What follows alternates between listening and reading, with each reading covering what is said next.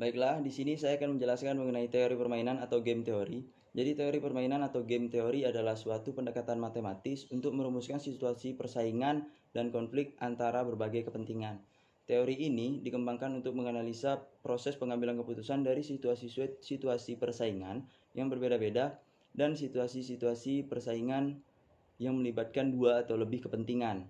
Misal, para manajer pemasaran bersaing dalam memperebutkan bagian pasar, para pimpinan serikat dan manajemen yang terlibat dalam penawaran kolektif, para jenderal tentara yang ditugaskan dalam perencanaan dan pelaksanaan perang, dan para pemain catur yang semuanya terlibat dalam usaha untuk memenangkan permainan.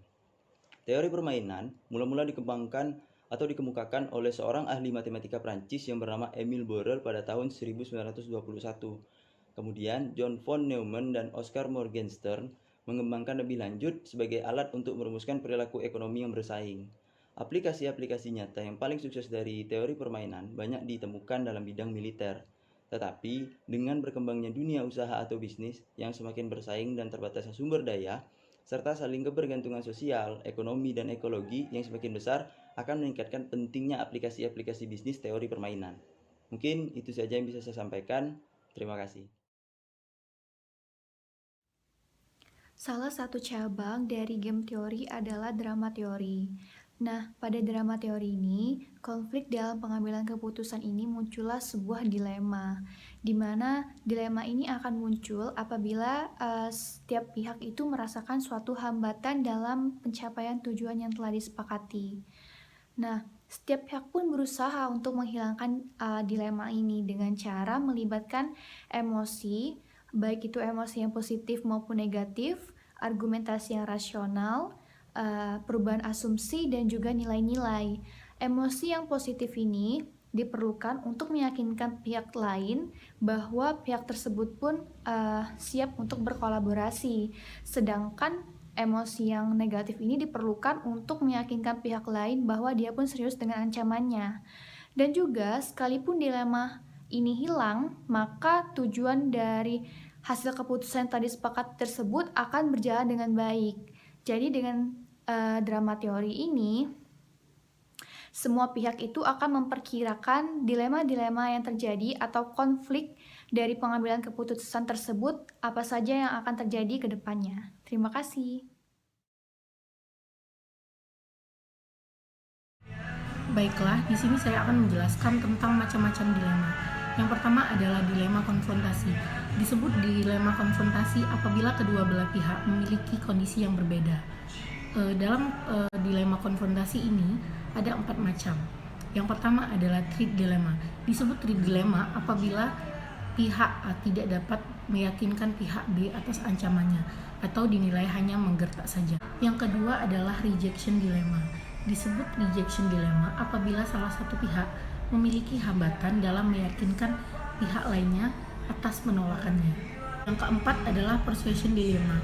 Persuasion dilemma terjadi apabila pihak A lebih menyukai posisi lawan daripada ancaman yang ia dapatkan. Nah, dalam posisi ini, pihak A memiliki kesulitan atau hambatan dalam meyakinkan pihak lainnya. Terima kasih. Materi selanjutnya akan dijelaskan oleh teman saya. Dilema kolaborasi. Kalau dilema konfrontasi berhasil dihilangkan, maka pihak-pihak yang berinteraksi akan mempunyai posisi bersama. Namun mereka bisa menghadapi dilema kolaborasi. Dilema kolaborasi yaitu mereka masih mempunyai kemungkinan untuk tidak satu sama lain atas komitmen terhadap posisi bersama tersebut. Nah, dilema kolaborasi ini terbagi menjadi dua, yaitu trust dilema dan cooperation dilema. Nah, kedua dilema ini pada dasarnya sama, hanya saja pada cooperation dilema, pihak satu bisa saja tergoda untuk berpindah kepada pihak lain dibandingkan untuk bekerja sama dengan pihak kedua. Setelah dijelaskan oleh teman saya sebelumnya mengenai dilema-dilema yang muncul dalam pengambilan keputusan, di sini saya akan menjelaskan dinamika konflik pengambilan keputusan melalui teori drama yang pada tahap ini memiliki 5 tahap. Yang pertama itu tahap awal, di mana pada tahap ini pihak-pihak yang terlibat memiliki pandangan frame yang berbeda mengenai konflik dalam pengambilan keputusan tersebut. Nah, pada tahap ini juga pihak-pihak yang terlibat itu berusaha mempengaruhi pihak-pihak lain agar satu frame dengan frame mereka. Dan di tahap ini juga frame-frame yang berbeda itu memunculkan alternatif-alternatif dalam pengambilan keputusan untuk menyelesaikan konflik yang sedang mereka hadapi. Nah, yang selanjutnya yang kedua itu tahap pembukaan. Nah, pada tahap ini pihak-pihak yang terlibat berusaha berkomunikasi dengan pihak lain agar frame-frame mereka bisa dijadikan acuan agar mereka bisa saling terbuka dengan pihak lain agar satu sama lain memiliki frame yang sama terkait keputusan yang akan diambil. Nah, selanjutnya itu pada tahap ketiga.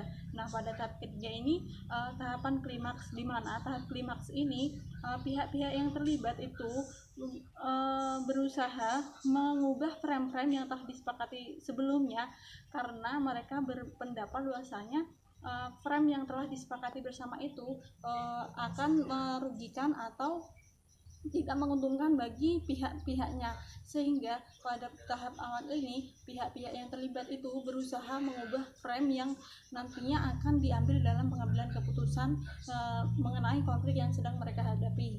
Nah, selanjutnya yang keempat itu adalah tahapan resolusi, di mana pada tahap ini frame-frame yang sebelumnya telah disepakati bersama telah menunjukkan arah di mana frame tersebut sudah menemukan posisi yang sama dari semua pihak, sehingga pihak-pihak tersebut sudah mulai menerima dan mulai menjalankan frame-frame atau keputusan yang nantinya akan diambil.